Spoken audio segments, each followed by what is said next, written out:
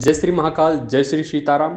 आखिर क्या होता है शक्ति ट्रांसफर और शक्ति कैसे ट्रांसफर की जाती है? शक्ति ट्रांसफर के बारे में आपने बहुत बार सुना होगा और कई लोग शक्ति ट्रांसफर का दावा करते हैं। इसके पीछे की सच्चाई क्या है?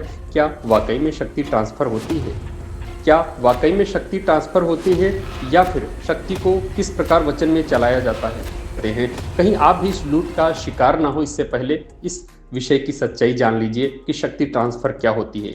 कई हमारे जानने वाले लोग भी हैं जो इस चक्कर में दौड़ते रहते हैं और कई लोगों के हमने देखा है जो हमारे से जुड़े हुए हैं वह भी शक्ति ट्रांसफर या शक्ति मांगने के लिए हमसे प्रयास करते हैं, जबकि शक्ति ट्रांसफर ऐसे नहीं होती। होता क्या है और क्या वाकई शक्ति ट्रांसफर की जा सकती है, इसके बारे में जानते हैं।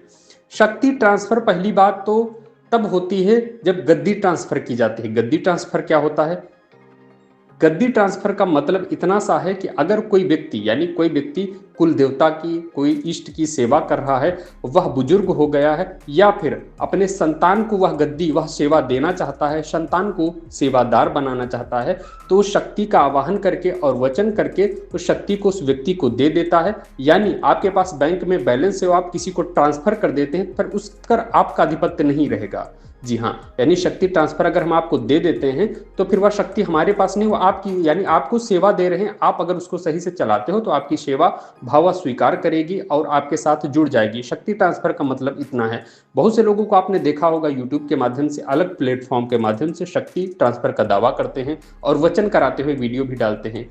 ऐसा पहली बात तो शक्ति ट्रांसफर ऐसे नहीं होता है, और दूसरी बात जो शक्तिपात को लेकर शक्ति ट्रांसफर का दावा करते हैं वैसी कोई शक्ति नहीं होती। काली को कोई ट्रांसफर नहीं कर सकता, भैरव को ट्रांसफर नहीं कर सकता, हनुमान को ट्रांसफर नहीं कर सकता है। उसमें भी एक खेल होता है।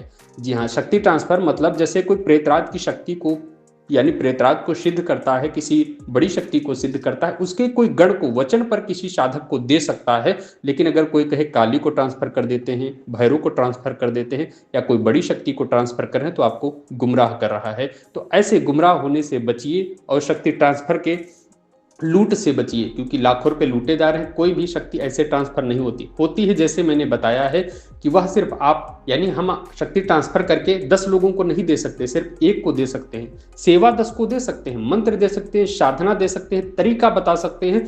करना खुद पड़ेगा, क्योंकि बहुत से लोग होते हैं मेहनत करना नहीं चाहते, इष्ट की कृपा पाना नहीं चाहते हैं। किसी के शरीर में उतनी जब तक ऊर्जा नहीं बनेगी तो काली को संभालना, भैरव को संभालना किसी के वश की बात नहीं है। अगर आपके शरीर में मंत्र की ऊर्जा, गुरु की ऊर्जा, यानी गुरु मंत्र का आपने जप नहीं किया, साधना आप करना नहीं चाहते, साधना पर बैठना नहीं चाहते, आपको दिक्कत होती है और आपकी रुचि नहीं है तंत्र में, सिर्फ आप सिद्धि किसी तरह पाना चाहते हैं शक्ति को, यानी आप चाहते हैं कि किसी प्रकार से शक्ति आपके वचन पर चलने लगे, जो चाहो आप काम करवा लो, तो ऐसा कभी नहीं होता। शक्ति को आपसे कई गुना, कई टाइम्स, यानी 100 टाइम्स से जाना, लाख टाइम्स, यानी लाखों गुना ज्यादा आपसे शक्ति के अंदर दिमाग होता है, दिमाग की पावर होती है। आप किस उद्देश्य से कर रहे हो शक्ति को पता होता है। अगर आपका भाव, इंटेंशन, इंट्यूशन प्योर होती है तो शक्ति भी आपसे जुड़ती है, क्योंकि शक्ति भी जानती है आप उसका क्या करोगे।